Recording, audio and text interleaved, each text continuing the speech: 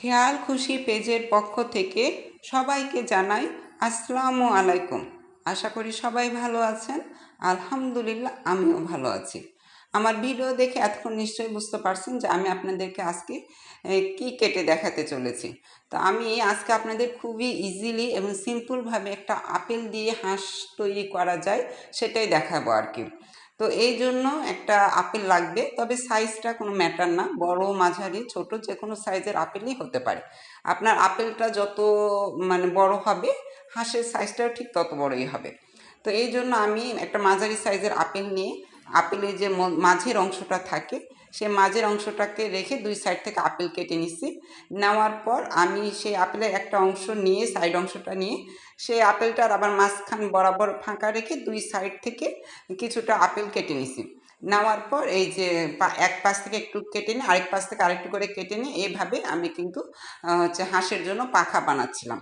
তো আমি এখানে পাখা বানানোর জন্য এই সাইড অংশ থেকে 3টা স্টেপে কেটে নিয়েছি। এখানে কিন্তু আপনি ইচ্ছা করলে বেশি বা কমও দিতে পারেন, যত বেশি স্টেপ দিবেন আপনি এখানে আপেলের পাখাটা হাঁসের পাখাটা ঠিক ততটাই বড় হবে আর কি।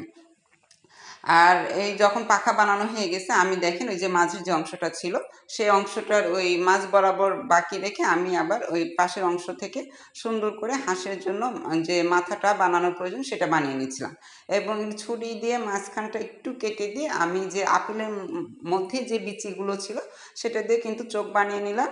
তো এখন জাস্ট একটা কাঠি দিয়ে আমি এই আপেলের মাঝ বরাবর এই মাথাটা বসিয়ে দিলে কিন্তু খুব সহজে একটা হাঁস বানানো হয়ে গেল আর কি। তো দেখেন আমি এবার বসাই দিচ্ছি এবং বসানোর পর দেখেন সুন্দর কিন্তু একটা হাঁসের রূপ চলে আসছে এবং দেখতেও কিন্তু খুব ভালো লাগছে। আপনারা কিন্তু গায়ে হলুদ দিয়ে কিংবা বাচ্চাদের খাবারে হচ্ছে এইভাবে একটু বানিয়ে দিলে বাচ্চারাও কিন্তু অনেক মজা পাবে। তো আমার এটা বানানোর পর মনে হচ্ছিলো পিছন অংশে যদি আরেকটু কিছু লাগানো যায় তাহলে হাঁসটা আরেকটু ভালো লাগবে। তো যে অংশটা থেকে আমি হাঁসের জন্য মাথাটা কেটে নিছিলাম আর বাকি যে অংশটা ছিল ওইটা কাটাকাটি কিছুই করা লাগবে না, জাস্ট একটু কাঠি দিয়ে আমি বসাই নিছি। দেখেন এখন কিন্তু হাঁসটা আরও বড় মনে হচ্ছে এবং আগের থেকে আরও বেশি অ্যাট্রাকটিভ মনে হচ্ছে। তো সবাই ভালো থাকবেন, সুস্থ থাকবেন, আল্লাহ হাফেজ, বাই বাই।